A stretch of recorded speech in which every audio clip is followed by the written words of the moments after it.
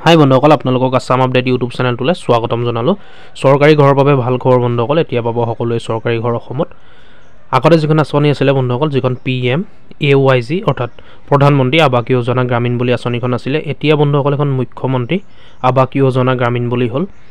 এতিয়া বন্ধুসকল অসমত নতুন আঁচনি আৰম্ভ হ'ল, যিখন PM অৰ্থাৎ CM হ'ল, অৰ্থাৎ মুখ্যমন্ত্ৰী আৱাস যোজনা হ'ল। আগতে প্ৰধানমন্ত্ৰী আৱাস যোজনা আছিলে, এতিয়া হ'ল মুখ্যমন্ত্ৰী আৱাস যোজনা হিচাপে আপোনালোকৰ এই আঁচনিখনৰ আণ্ডাৰত অসমত সকলোৱে ঘৰ পাব। আপোনালোকে কি ক'লে ভিডিঅ'টো চাই থাকিব, ক'লে সকলোখিনি গম পাব। ভিডিঅ'টো আপোনালোকে শেষলৈকে চাই থাকিব, আৰু যদি চেনেলটো নতুন আহিছে ভিডিঅ'টো লাইক কৰি চেনেলটো ছাবস্ক্ৰাইব কৰি ল'ব এনেকুৱা ধৰণৰ আপডেটবোৰ পাই থাকিবলৈ। গতিকে চাই থাকিব ভিডিঅ'টোত, সকলো কথা গম পাব ভিডিঅ'টোৰ ভিতৰতে।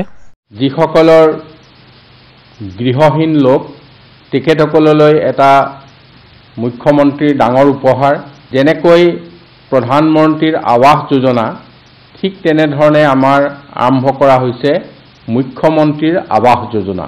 আৰু এইবাৰ মুখ্যমন্ত্ৰীৰ আৱাস যোজনাৰ অন্তৰ্গত হৈছে 1,30,000 ঘৰ।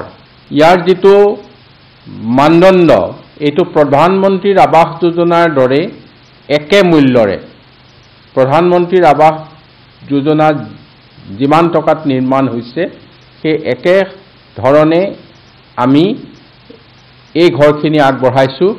আৰু ইয়াৰে 10% ঘৰ, 10% আমাৰ চাহ বাগিচাৰ কাৰণে ৰিজাৰ্ভ থাকিব।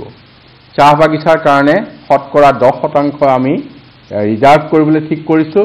আৰু এইটো বৃহৎ পৰিকল্পনা, অতি সোনকালে ইয়াৰ কাম আৰম্ভ হ'ব। ইয়াৰ নাম হ'ব মুখ্যমন্ত্ৰীৰ আৱাস যোজনা।